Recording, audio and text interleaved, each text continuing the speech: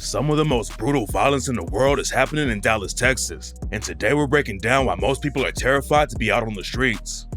The drill scene in Dallas isn't popping off in the mainstream like Chicago and New York did, but some of the craziest and most violent beefs in the rap game is happening in Texas. And you've never seen anything like what's going on between OTS and FBG. It's not clear where the beef for OTS and FBG started, but it's one of the most disrespectful wars of all time. Back in 2021, OTS allegedly killed an FBG affiliate named Fats, and then a couple months later, they allegedly spun on FBG again and killed a dude named John. In 2022, OTS allegedly spotted an FBG affiliate outside a shop and shot 6 people in broad daylight. So FBG clapped back and tried to take out a dude from OTS named 223 Trey. FBG stood on the crib where 223 Trey lived and shot it up, but they accidentally killed 223 Trey's mom Micah instead. OTS was having some internal drama too, and a couple months later, they allegedly backdoored their own homie TG. OTS was still putting pressure on the ops though, and in October 2023, a dude from OTS named Cameron Turner shot 3 ops at the state fair.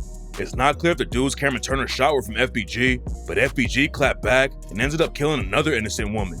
A dude from FBG named J3 Get Busy shot up a house because he thought an OTS dude lived there, but he killed a random grandmother instead of the ops. While FBG and OTS were going to war in the streets, FBG Murder started airing out the beef in the booth. It's kinda confusing at first because FBG Murder actually reps OTS, and he just took the FBG name to clown the ops. Then he took the disrespect to a whole new level when he pissed on an op's grave in one of his music videos. FBG Murder allegedly has a cousin in FBG named Strizzy, and on the track Jizzle Smoking, FBG Murder dissed his own cousin and raps, "I catch you fucking around with the ops, that's how you get shot. Bro, I blow up my own cousin." And on the same track, he allegedly dissed FBG Fats too and raps, "Broad day gang, niggas know what we did." According to rumors, FBG Murder's homie OTS Yakuza is the one who pulled the trigger on Fats, and if all the stories about Yakuza are true, then he's one of the biggest demons in the city. Yakuza's older brother is another known shooter named Stepper, and they're allegedly the ones who killed FBG Fats in broad daylight back in 2021. Then a month after Yakuza allegedly killed Fats, he linked up with his homie T-Man to rob a dealer named Kobe Mascoro. T-Man brought fake cash to scam Kobe Mascoro. But Kobe realized what was going on, so Yakuza allegedly shot him in the head. Then a dude who was tight with Mo 3 named Number 7 allegedly paid Yakuza to take out his op Billy from a set called B4L. Yakuza's also the one who allegedly pulled the trigger on TG. TG was cool with dudes all over the city and allegedly snaked a few of his own homies. According to rumors, TG was trying to play both sides and was kicking in with OTS and FBG at the same time, so Yakuza killed him. The situation looked sketchy from the jump, and Yakuza allegedly tried to throw everyone off by showing love to TG on Instagram right after the murder. Yakuza wasn't booked for the shooting, but 2 other OTS members went down for it. Yakuza skated on the murder, but the cops think he brutally killed 2 dudes in 2024 while they were trying to make a gun deal.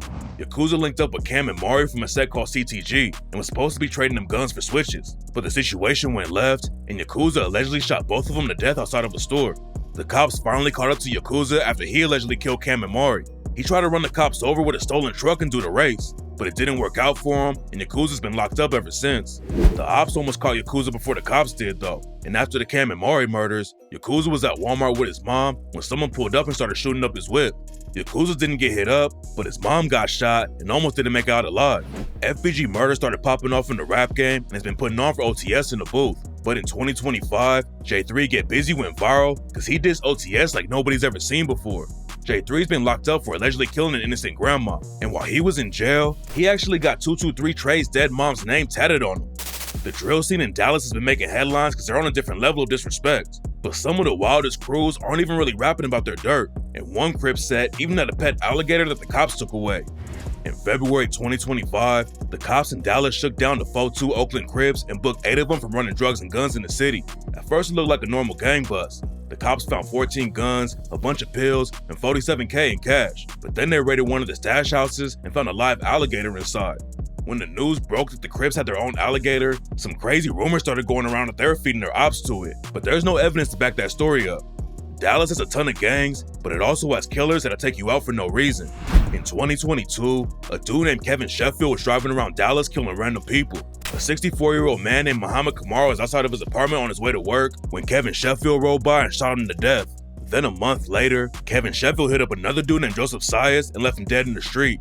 The cops started following Kevin Sheffield because they linked his mom's car to the shootings, and in September 2024, he pleaded guilty to both of the murders. Kevin Sheffield got hit with a 50-year sentence, and during the sentencing, Joseph Cyrus's brother said, "I wish they'd given you 2 years, because I promised to God I'd blow your fucking head off." But that wasn't the end of the story. When the cops searched the whip Kevin Sheffield used for the drive-bys, they found a box of ammo that allegedly connected him to 5 other shootings. According to the cops, Kevin Sheffield started shooting people on Christmas Eve 2021 and shot someone in the leg that night. Then a month later, he allegedly shot someone else in the arm while they were getting into their car. A couple weeks later, Kevin Sheffield allegedly shot 3 more people back to back, and one of them was found dead in the street. Kevin Sheffield has been all over the news, but one of the biggest murders in the city was when Mo 3 got killed in broad daylight. Mo 3 had been beefing with rappers all over the city, but his main op was Yella Beezy. Mo 3 and his crew allegedly shot Yella Beezy, then Yella Beezy and his homies jumped Mo 3's manager. The situation kept heating up, and then in 2020, the ops caught Mo 3 on the interstate and killed him.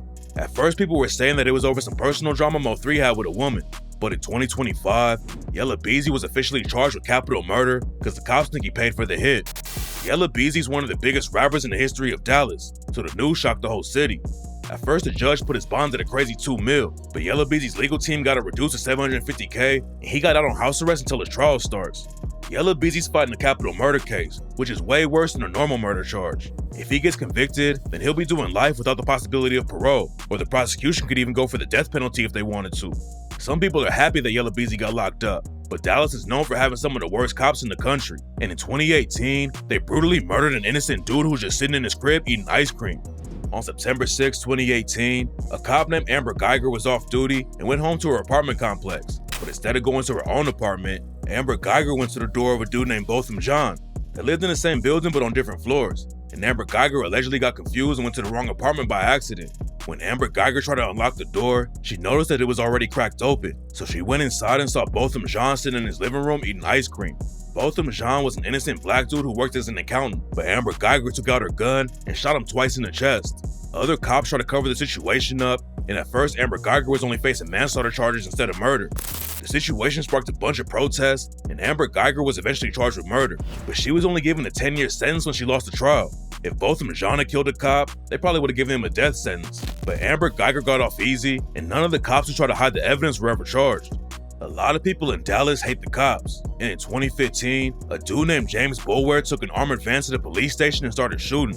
A bunch of cops showed up to stop him, but James Boulware rammed their cars and shot at them from inside the van. Then he took off down the highway and parked at a Jack-in-the-Box while the police surrounded him. James Boulware and the cops kept shooting back and forth, and James Boulware claimed that the police had taken his son. Nobody knew how much firepower James Boulware really had, but he started telling the police that he was going to blow him up, so they brought in a sniper to take him out. James Boulware's van had armor to stop most bullets, but the sniper used a 50 cal rifle to take out the engine first and then kill James Boulware. The cops killed James Boulware and didn't lose anybody on their side, but in 2016, a dude named Micah Johnson actually went to war with them, and it became the deadliest day for cops since the 9/11 terrorist attack. Micah Johnson was an Army veteran who was angry about white cops killing black men in America, so he put on body armor, got a bunch of guns, and started hunting cops in Dallas. Their shooting spree started around 9 p.m. when Micah Johnson saw a bunch of cops on Main Street and killed 3 of them from the jump. 11 other cops busted back, but Micah Johnson kept shooting and hit 3 more cops and a bystander too. Then Micah Johnson went north on Lamar Street and got into a shootout with another cop and killed him. Micah Johnson got hit though, so he went to El Central College and shot 2 security guards. Micah Johnson went inside the college and started shooting at cops on the street, and that's when more cops responded to the campus and went inside the building. Micah Johnson and the SWAT team got into a shootout, and they fired at least 200 shots back and forth, but the cops couldn't get to Micah Johnson. The standoff lasted for a few hours while the cops tried to make a plan, and eventually they decided to strap a bomb to a robot and drive it straight at Micah Johnson. The plan sounded crazy, but it actually worked, and the cops blew Micah Johnson to pieces.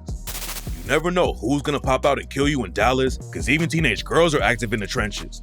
In 2024, a dude named Ray Noso was walking down North Houston Street when 4 people came up to rob him. There were 2 girls who were 15 and 16, and they were with 2 older guys. Ray Noso tried to run away, but then one of the robbers pulled out a gun and killed him. It's not clear who actually pulled the trigger, but the 2 girls and 2 dudes were all booked on capital murder charges. Even nurses aren't safe in Dallas, and in 2022, 2 of them got killed by a dude who went to the hospital to see his kid being born.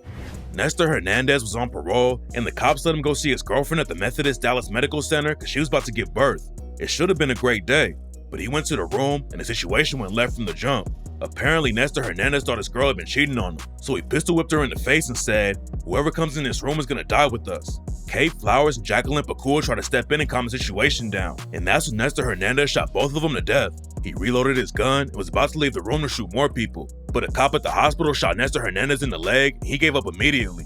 What's even crazier about the story is that people at the hospital had to treat the leg shot even though Nestor Hernandez had just murdered 2 of their co-workers. Nestor Hernandez got hit with a life sentence without parole, but this next killer messed with the wrong dude and ended up dead in prison. Dallas has all kinds of savages running around the city, but one of the craziest killers was a dude named Billy Shamirmir. Billy was convicted of killing 2 old women, but the cops think his body count was way higher than that. Billy Shamirmir broke into high-class retirement communities to kill old women and steal their jewelry. Most of the murders were originally reported as natural deaths because the victims were in their 80s and 90s, but it was clear that nobody was really looking into it because all the women had been robbed too. Billy Shamirmir was breaking in, smothering the old ladies with their pillows, and taking all of their jewelry. And the craziest thing is that he might have killed over 10 women at the same apartment complex in just 1 year. Eventually, the cops caught up to him, and Billy Shamirmir got hit with 2 life sentences. Everyone knew that Billy Shamirmir's body count might have been more than 30, but he got murdered in prison before all the crimes got solved. Billy Shamirmir was in a cell with a dude named Wyatt Busby. Wyatt Busby was serving a 50-year sentence for stabbing a dude to death in Houston, and for some reason, Billy Shamirmir thought it was a good idea to start making weird comments about Wyatt Busby's kids. So Wyatt Busby stabbed Billy Shamirmir to death. A lot of Billy Shamirmir's murders happened around 2016. And that year, the cops in Dallas didn't even solve half of the killings in the city.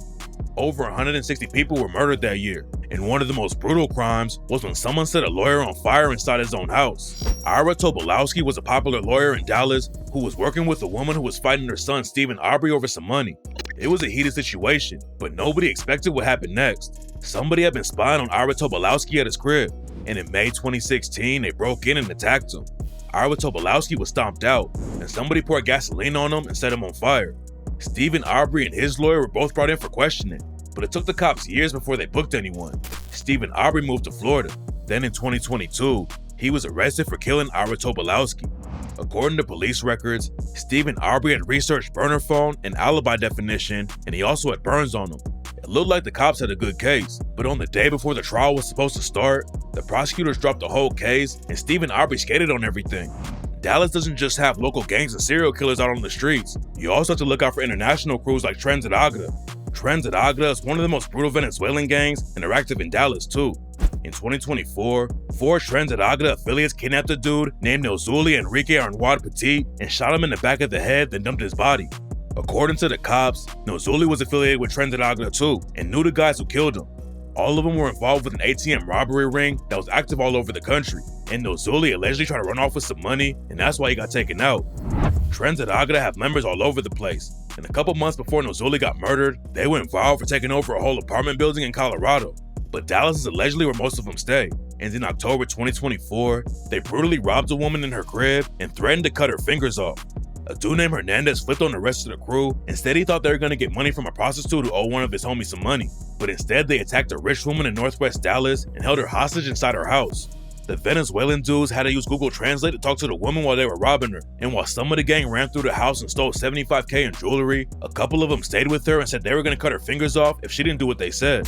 The violent crime rate in Dallas has been going up like crazy. In 2020, the city had 254 murders, which was the highest since the 90s. The cops tried to slow the killing down in 2021 and 2022, but in 2023, the murder rate went up again, and 246 people were taken out that year.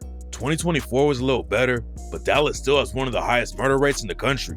And now that the drill scene is popping off, there's a good chance that the murder rate is going to jump again.